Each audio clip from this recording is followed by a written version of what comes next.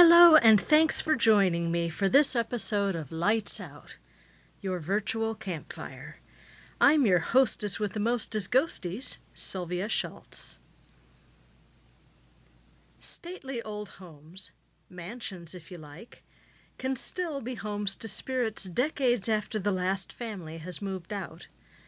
And when a grand old home is repurposed to bring another function to the community, that too will sometimes encourage the resident spooks to stay. One of these lovely houses is Dole Mansion in Crystal Lake, Illinois.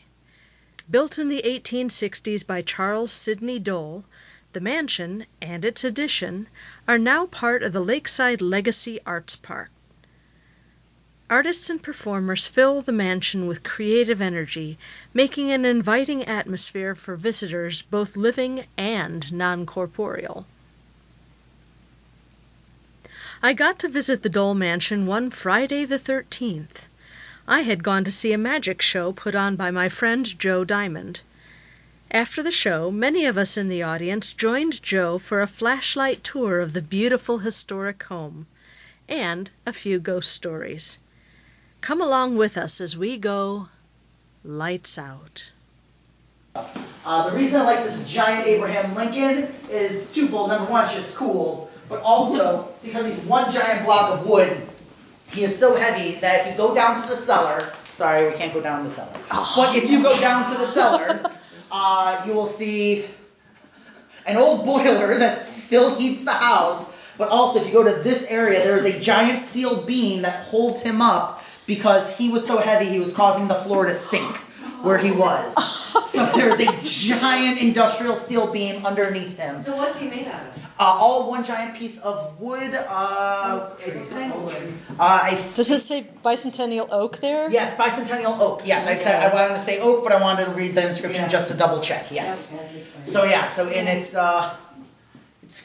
it's a wonderful, wonderful piece of artwork, and I love it because, again, being an arts park now that has so much history, it brings together both the art that's here now and the history that the house has. Go ahead. Something just zipped right past. The weird things happen on the staircase. We're not talking about it. Something just went right about here. Yeah. What? Yeah. Well. Something just zapped right Spoiler before alert, Yeah. It's not the first time. By the way, Patty told me last time she heard that the oak Abraham Lincoln weighs 500 pounds. Wow. Yeah, one giant piece of solid oak. Oh my goodness. All right. So once everyone start gathering over here by the stairs, we're gonna start going up to the second level in just a moment. There's a little area over in here where the servants would have worked and everything else. There's a secret staircase along right here. But again, it is very not okay to go in there right now. Unfortunately, as you'll see upstairs, as we go higher and higher, the house is more and more rustic. We'll just say it's not disrepair or anything like that. It's structurally sound. Actually, they just spent a whole lot of donation money to get where you just were restructured because the second level was sinking right over the art gallery. But it is all fine and all good now, and we'll actually be able to go through one of the rooms we have not been able to go through on tours in years past. You guys can try and gather in as much on this little area as possible because there's a great, awesome historical point of the house. And this is also sort of the threshold for me where we go from the standard history of the house into the spooky history of the house. We got a bunch more people coming up, so actually, Sylvia, if you can go up. You guys can go two at a time, just make sure there's at least two on a step. The reason we're going to take a moment right here is if you look.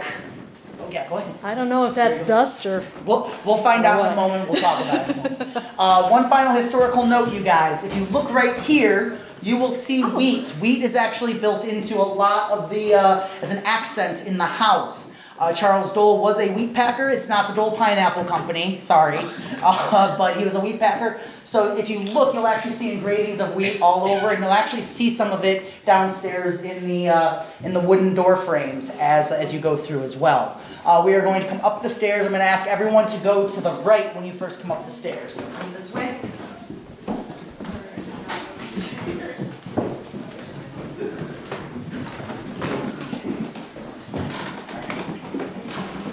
All right, here's what's going to happen. You're going to go through, there's the other part of the stairway. This area is just storage, just like in here, so those aren't the most interesting areas of the room, I will admit. However, we are going to go into here. This area we're going into first is Charles Dole's daughter's room. I'm going to stay right here, just sort of go in, and then there will be a door to your left. Sylvia, we're going to be going through there, so everyone can start making their way through. Okay. Oh, great. I get to be the one that goes in first. Yay. I'm just taking pictures right now just because I want the flash to go off. You want us in here? Can somebody please follow me in here? Step there, 2 steps. Yeah. This is rubbish. Here. That's so pretty. Gosh.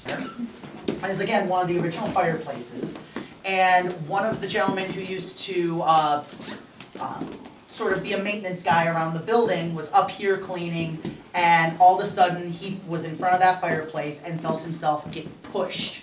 And he lunged forward about 2 or 3 feet, turned around to see who had snuck up on him, and no one was there. This fireplace? So the one in the daughter's room as well. Oh. So that's one of the original ones. I don't think that one there is one of the original. The one in the daughter's room is. And whoever the shoot person put the tiny little Judy doll on the bed. I love that. So there's that. Now for this room, this story is a true story. It was told to me in confidence. This person is they said I can say they are a volunteer here at Hillside Legacy now, but they asked to remain anonymous. You will see why in a moment. There was a time before the building was brought back. It was originally a school a couple of years ago, right, Patty? Yeah. You went here, yes? Yeah. What year did it become a school again?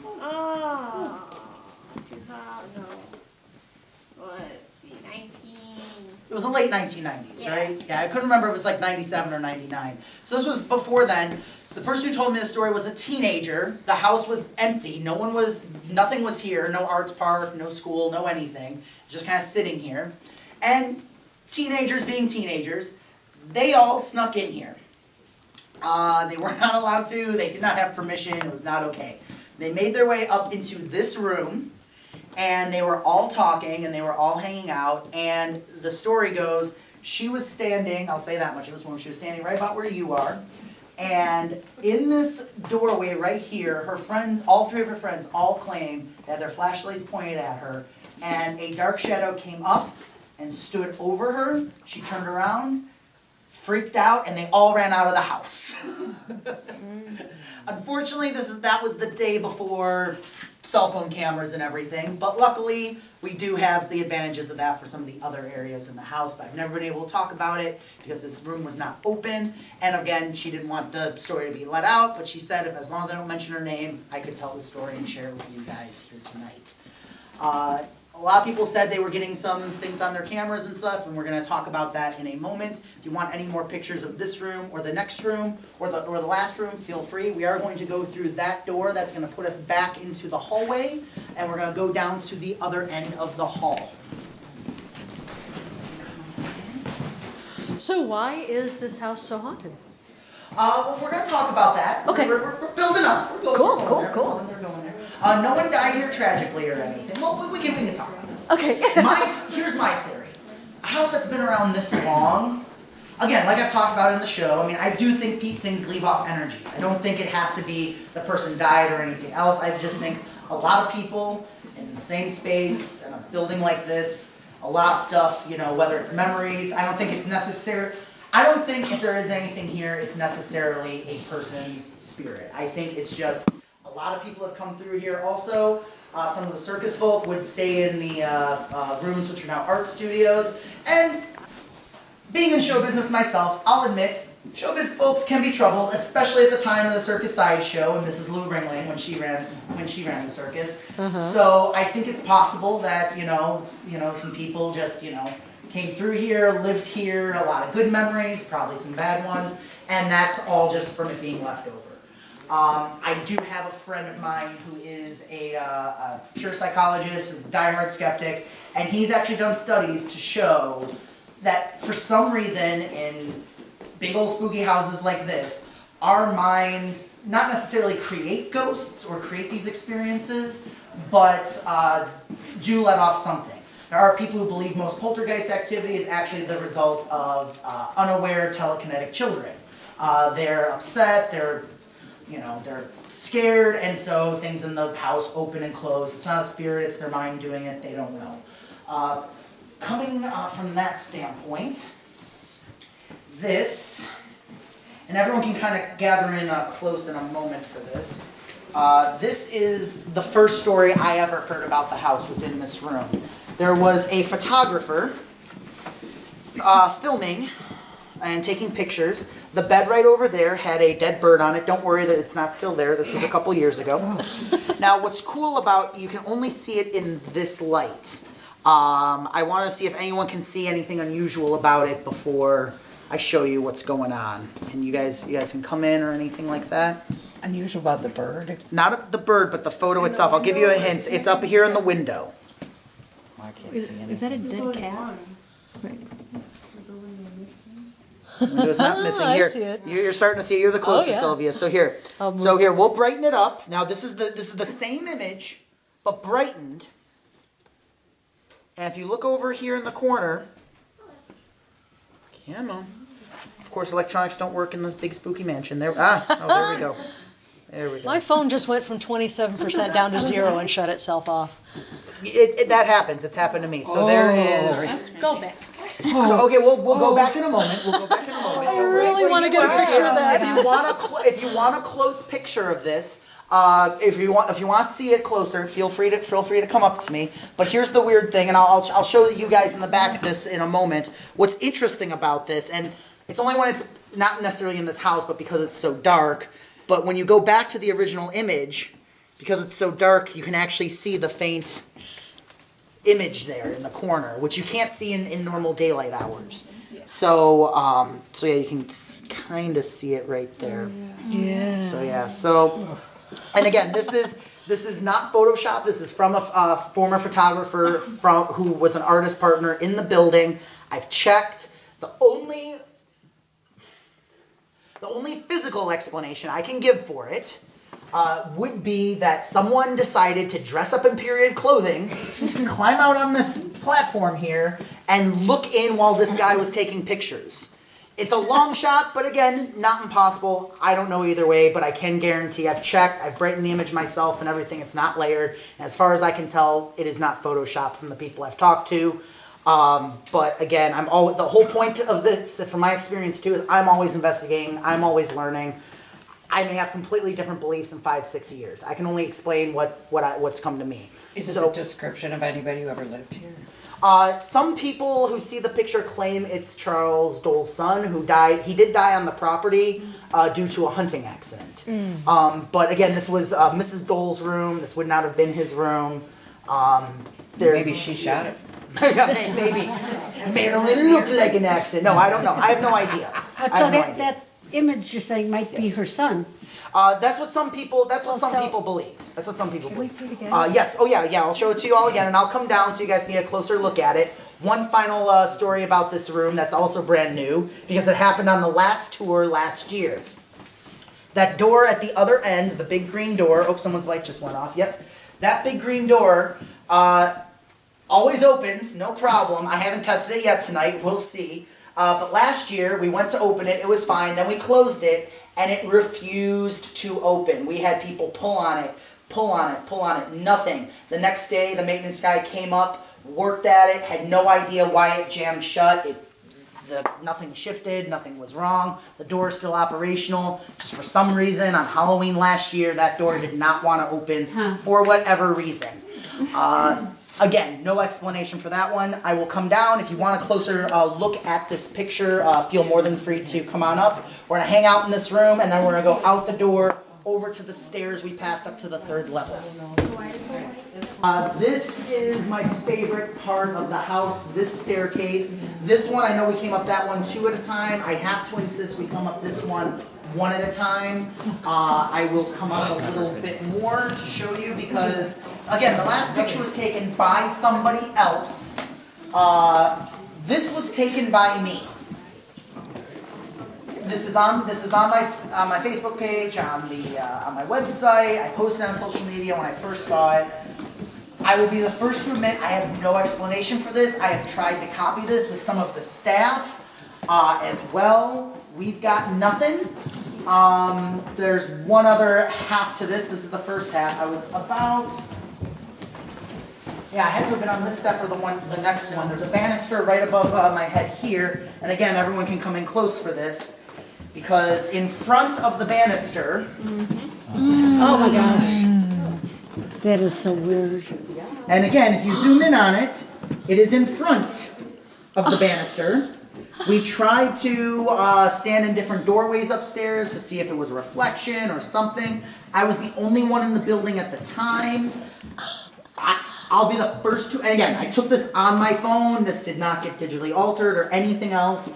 I'll be the first to admit I've got nothing on this one. Did you scream? Well, here's the thing. It wasn't there. I was just taking pictures of the place, and I wasn't really paying attention until I was going through my photos later. Now, here's my other theory about this place. And this staircase, there's one other picture from the top of the staircase that I took as well, which I will show you in a moment. But there is one other theory I have, and it has to do, a hint about it, has to do with these little nooks in the stairwell. You'll see there's one right there for anyone over there, but there's also one right here. Does anyone have a theory about what this is for? A mirror? A what? A mirror? Not a mirror, no. Are they for candlelight? Coffin. I would think a candle. Who said coffins? I did. Who's I? Kimmy. Well, you saw the tour last year, Kim. Yes, when it was a church, they would have funerals up on the 3rd level. And so they had to cut these little notches into the wall to angle the coffin up the staircase. Oh. There are lots of superstitions about staircases and don't have a mirror in the same room as a coffin and don't carry a coffin upstairs and all these other things. Again, that's why it's folklore. The other thing too, I mentioned this in the show, but I'll mention it again. Whenever someone says to me, oh, there's no scientific evidence for the paranormal, I just want to look at them and go, yeah, because if there were scientific evidence for it, it would cease to be para and just be normal. That's why. It was when we were on the 3rd floor of the building that I had an encounter with something. Right. Okay, that was weird.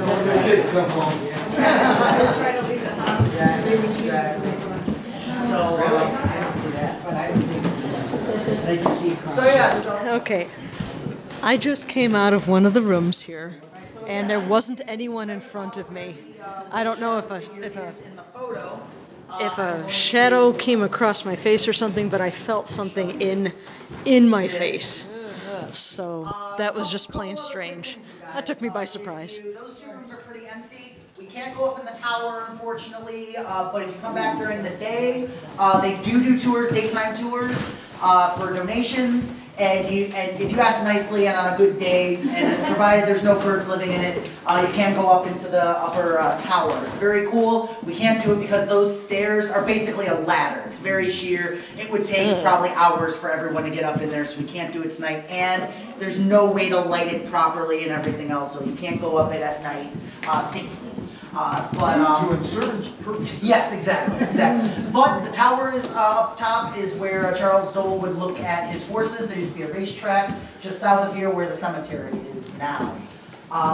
This area here used to be a prayer room. Some people have claimed that they've gotten pictures and felt strange presences in there. Warning, there is a creepy baby doll in a pram. I didn't put it there. Whoever did is my hero, though. As the tour was winding down, I asked Joe the perennial question, what experience did you have that made you believe in the paranormal? His thoughtful answer really took me by surprise. Really, So really appreciate it. what incident did you have, what experience did you have that made you a believer in all of this paranormal stuff? I want to be clear about this. I still consider myself a skeptic in the traditional sense, which is, I think disbelievers have hijacked the word skeptic, where it originally just meant someone who's investigative, and they'll admit they don't have all the answers. I will be the first to admit, like when someone, I mean, we've talked about this too. Some people have sent me pictures from in here, from years past, and of orbs, and it's very clearly dust. And I have to say, hey, sorry, this is very clearly dust. But again, I can't explain the thing with the tail. I can't explain the shadow. I can't explain the guy in that hallway. I can't explain the hundreds of other stories that have come out of this place. I mean, again, either this is the biggest coincidence in the world, which is still pretty amazing when you think about it. It's actually more amazing, but or there's something. I just know that. And the other thing too, the moment I saw this place, I knew I had to be here, and I knew I had to be doing stuff like this. So yeah. If you'd like to experience the ghosts of Dole Mansion for yourself, or if you'd just like to soak up the ambiance of a beautiful historic home and a thriving art scene, visit Lakeside Legacy Arts Park at 401 Country Club Road in Crystal Lake. Walk around the landscaped grounds, take in a First Friday art show, or enjoy a concert or one of Joe Diamond's magic shows in the listening room. And while you're there, keep your ears open. You, too, might hear the friendly conversations of people who aren't there.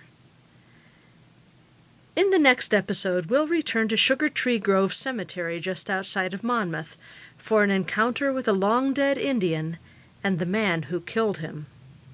Get ready for a tale of revenge and reconciliation the next time we go Lights Out.